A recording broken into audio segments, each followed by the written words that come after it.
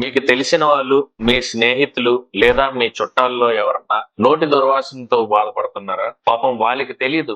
వాళ్ళ నోరు వాసన వస్తుందని చెప్పి. బట్ మీరు దాన్ని కనిపెట్టినట్టయితే ఇమ్మీడియేట్ గా వాళ్ళకి ఇన్ఫార్మ్ చేయాల్సిన విషయం ఒకటి ఉంది. ఈ నోటి దుర్వాసన అనేది పయేరియా అనే చిగురు వ్యాధి వల్ల వ్యాపిస్తుంది. వాళ్ళు అనుకుంటారు నేను రోజుకు 2 సార్లు బ్రష్ చేస్తాను, నాకేం ప్రాబ్లం లేదని. కానీ నోటి దుర్వాసన వాళ్ళకంటే వాళ్ళ పక్క వాళ్ళకి బాగా తెలుస్తా ఉంటది. సో వీళ్ళు తెలుసుకోవాల్సింది ఈ పయేరియా అనే చిగురు వ్యాధి చాలా చిన్న చిన్న ట్రీట్మెంట్స్ తో క్యూర్ అయిపోతుంది. అంటే ఇనిషియల్ స్టేజ్ లో వచ్చినట్లయితే ఒక డెంటల్ క్లినిక్ విజిట్ చేస్తే చక్కగా పళ్ళన్నీ ఒకసారి క్లీన్ చేస్తాం, అల్ట్రాసోనిక్ స్కేలింగ్ అని చెప్పి. ఈ క్లీనింగ్ పద్ధతి ద్వారా క్లియర్ అయిపోతుంది. ఈ క్లీనింగ్ పద్ధతి ప్రతి 6 నెలలకు ఒకసారి చేసుకోవాల్సిన ప్రక్రియ. లేదు ఈ వ్యాధి కనుక మనం నెగ్లెక్ట్ చేసినట్లయితే, ఎముక వ్యాపించినట్లయితే ఇక్కడ ఫ్లాప్ సర్జరీ అనే చికిత్స చేయడం జరుగుతుంది. ఈ చికిత్స ద్వారా అన్నా సరే నయం చేసుకోవచ్చు. సో ఏదైనా సరే ఫ్రెండ్స్, ఇది నయం చేసుకునే వ్యాధి. దీన్ని నెగ్లెక్ట్ చేసి మరింత ఎక్కువ అయ్యేటట్టు మీరు ఇబ్బంది పడకండి. Thank you.